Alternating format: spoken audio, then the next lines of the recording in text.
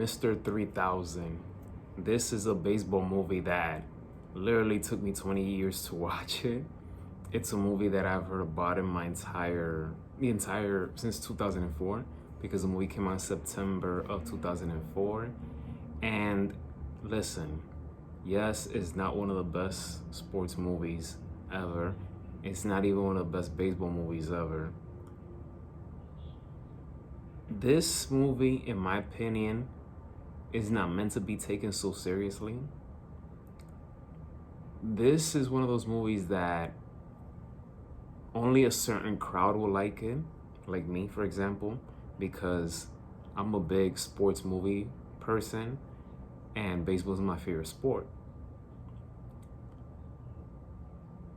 Bernie Mac, I like him. I like Bernie Mac. Rest in peace to him.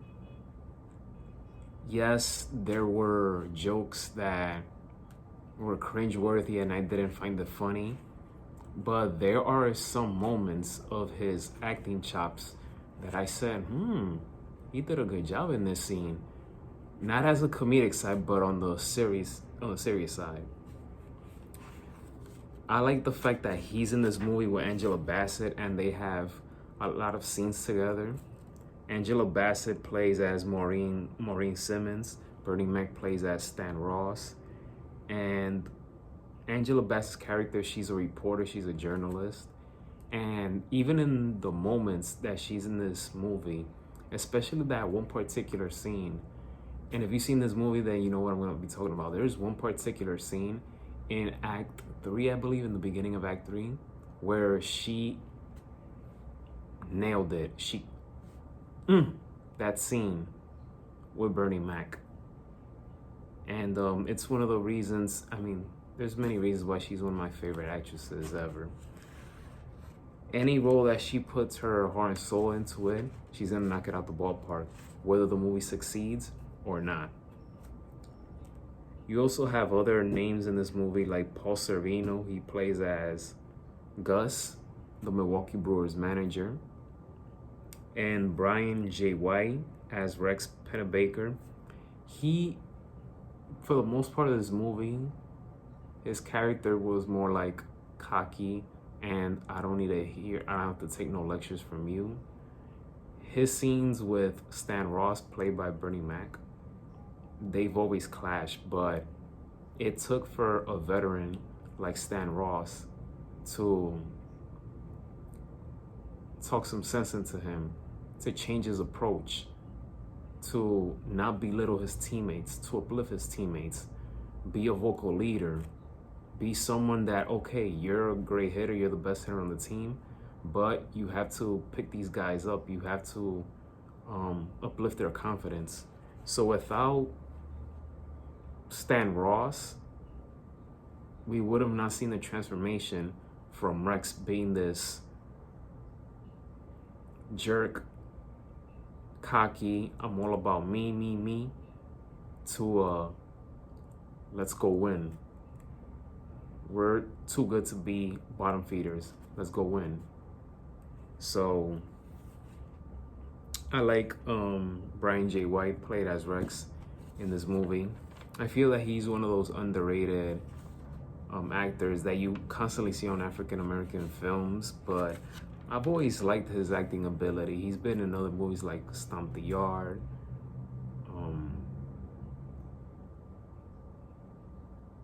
I think he was in the movie The Game Plan with The Rock.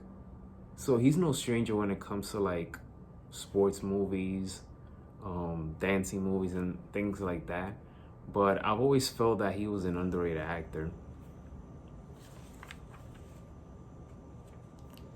Now, this movie, it's a simple story. And yes, it's predictable. But the ending, I like the twist at the end. So the ending, in my opinion, wasn't cliche.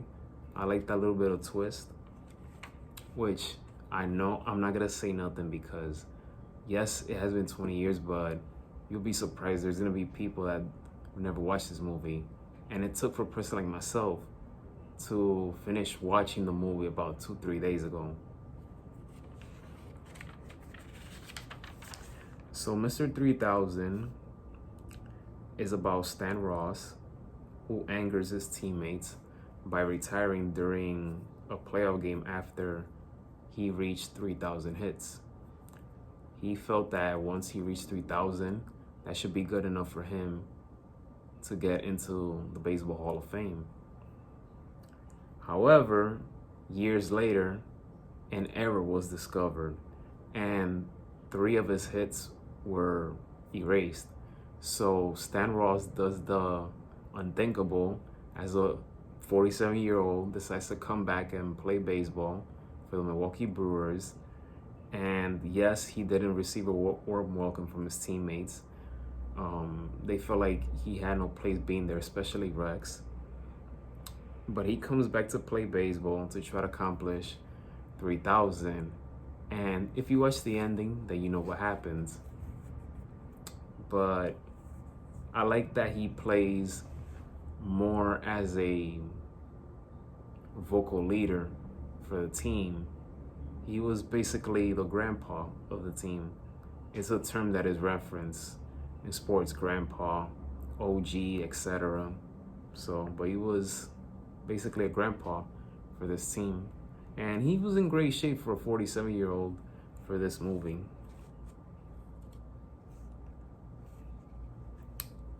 But yeah, like I said, if you love baseball, if you like sports movies, this movie might catch your attention.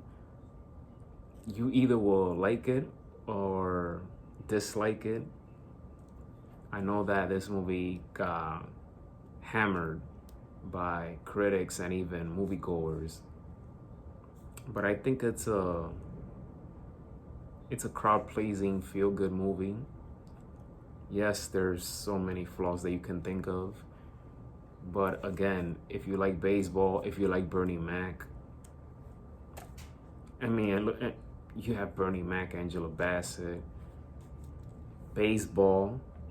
Oh yes, we also have cameo appearances from people like Stuart Scott. Rest in peace to him. I feel that after Stuart Scott passed away, ESPN wasn't the same, but that's my opinion. Mr. 3000, where can you watch it? YouTube. YouTube continues to bless us with all these free movies, so take advantage of it. Now, my review from 1 through 5 for Mr. 3000, I'll give it a respectable 3.6 out of 5 stars. Thank you for watching this video. Please hit that thumbs up. Don't forget to hit that subscribe button. And don't forget to go to my online store, mikesprod.shop. Be safe, everyone. Have a great Wednesday. And may God bless each and every one of you. The man above loves each and every one of you. Take care.